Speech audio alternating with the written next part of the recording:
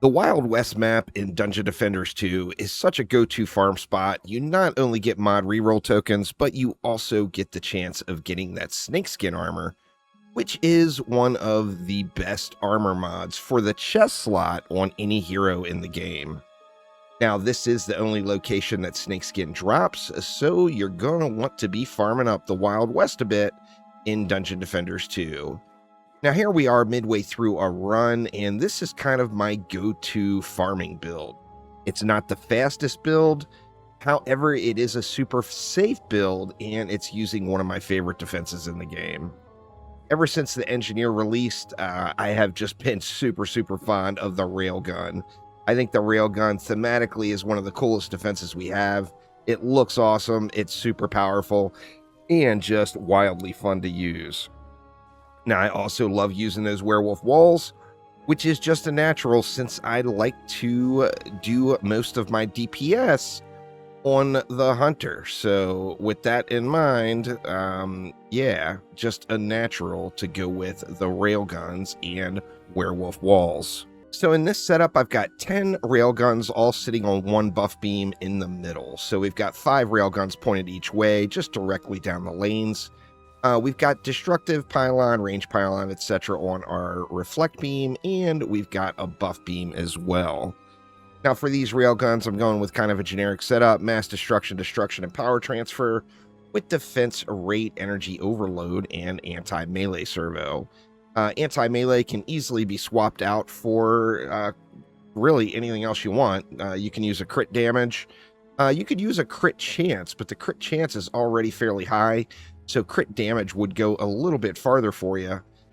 Or you can use the anti-mod of your choice. Now, I like to go with anti-melee for multiple reasons. First off, it gives more overall damage than crit damage would give versus melee enemies. On that same note, crit damage wouldn't give as much damage, but it would hit all enemies. So there's a benefit to using either or, and really no wrong answer.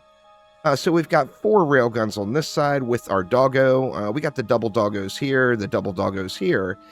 Now, the dogs are completely just overkill, as when I'm like hard grinding or farming a map, I personally am going to prioritize AFK over speed any day of the week. Now, you do make up some time in the speed by having just one spam build kind of in the middle of the map, because the build is super fast. You can build this map realistically in under a minute every single time. It's just super fast to spam it down, and the railguns just pew it up.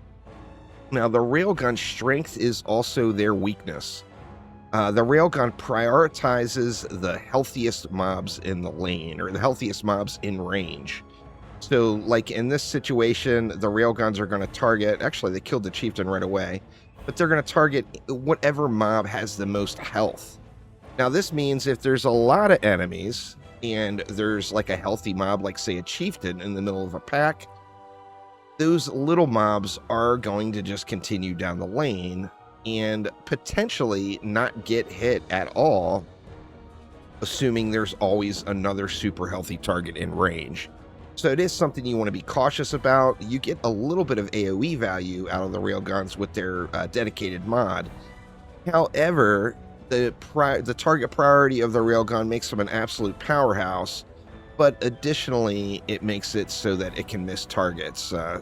Taking a look at that little goblin right there, and the kobold, it's finally clears the lane enough, but this goblin's just going to take pot shots over and over again, because there's healthier mobs in the lane for the railgun to target. So this is not a mistake. A lot of people think that the railgun has some kind of off targeting because of this. This is intended.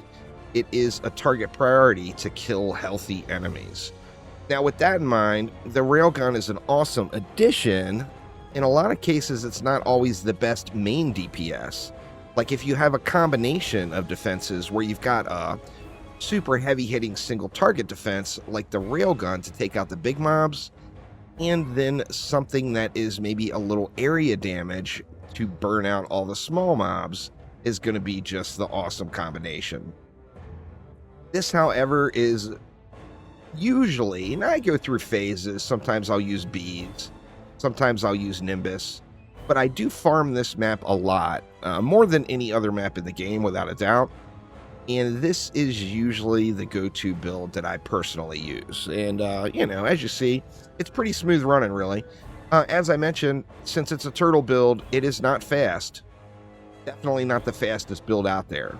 And with that in mind, that is, you know, why I kind of prioritize just the chill factor when farming this map. A lot of times when I'm farming this map, I've got some Netflix going, or I'm, you know, watching a movie somewhere or doing whatever.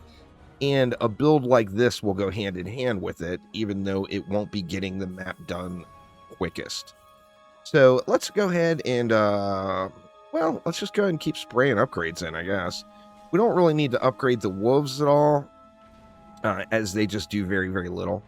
There's not much that makes it to the wall. We want to have them there just so we can. Like, I have the luxury right now of getting up and walking to the kitchen for a drink if I want to. We have zero worries, so that is why the werewolves are there. You know, they're expensive. That's 100 DU right there per side. 200 DU total. That could be 4 more railguns in here. But with the, you know, the targeting with the small goblins potentially making it through, or any unhealthy enemies making it through, I like to have those walls there instead. So a little less killing power, a little bit more safety, and that allows for the full-on chill mode.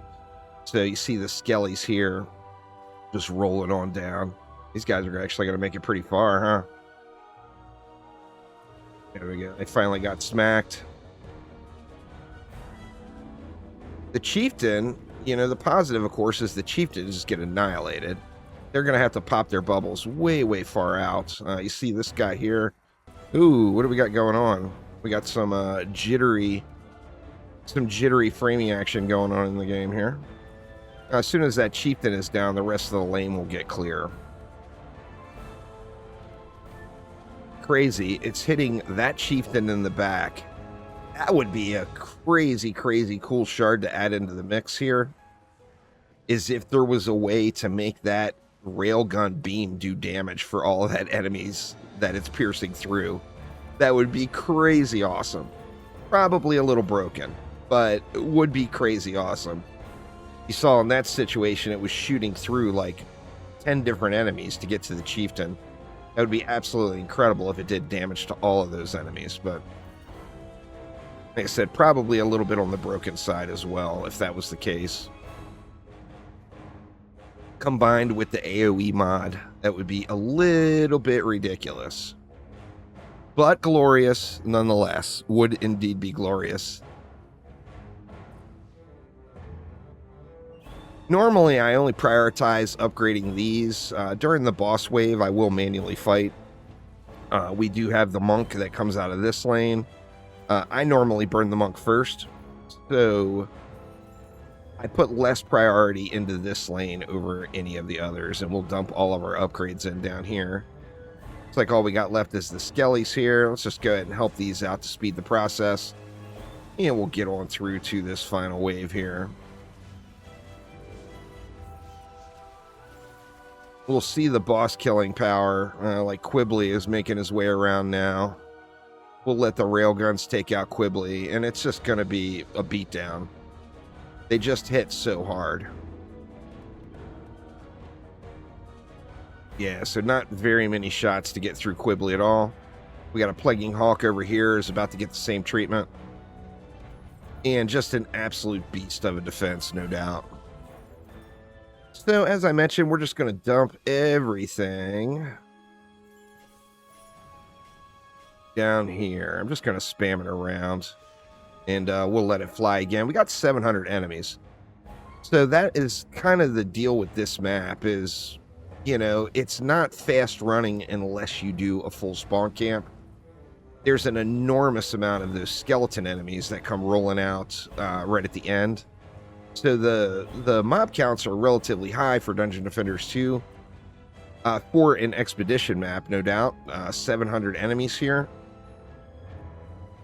And it just takes a little while for those to dump. Now, you know, obviously, if we're killing these enemies here, and we're killing these enemies here, and we're killing these enemies here, it's going to make the map run much, much faster. But that is, speed is not the intention of this particular one. It's all about the, kind of the chill factor and just a general use farming build. You're still going to be able to get in like 3, potentially 4 runs per hour using this build. But it's not going to be the fastest. There's not going to be any 10 runs per hour type thing going on. Actually, I don't think 10 runs per hour is even possible in this map anyway, but say if you're doing a speed build, you get 8 runs per hour. You're going to be doing about half that many overall with a build like this. We got another example there, the build up at the wall, but that is why we're using the wall. So those little guys can keep stacking up. The doggos don't care. They're going to take some damage, but they're also going to be able to heal through most of the damage they take. If your dogs are set up fully, there's no doubt that they just will not go down. So we're going to, you can leave them there without completely ignoring them, even when there's a build up. And they're going to be able to just take a tremendous amount of damage. Go ahead and blast through these last ones to speed up this particular run here. And get on through to the boss wave. See if we get us a God Roll Snakeskin armor. Snakeskin, of course, it's always about the secondary stat. The mod on it, you're going to be re-rolling, but it's not a mod that you can move. So you do want a good base item. If you're looking for, hero damage is like what I'm usually looking for, or if you're looking for ability power or hero health, that secondary stat is going to determine whether or not you want to use that item. And then, of course, getting the highest possible quality roll is where it's at, no doubt. I'm going to burn these skellies out too here.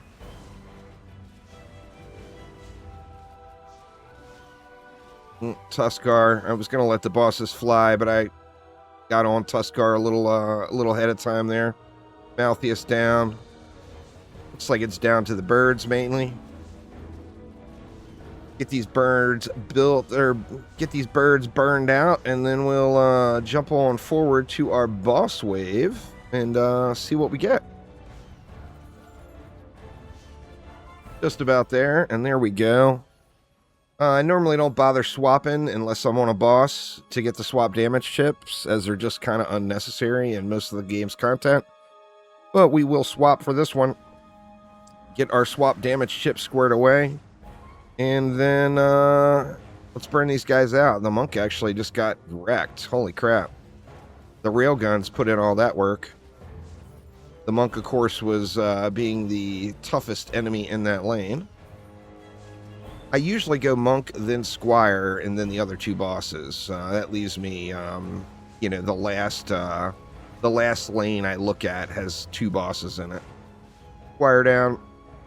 And then now we have the apprentice and the huntress.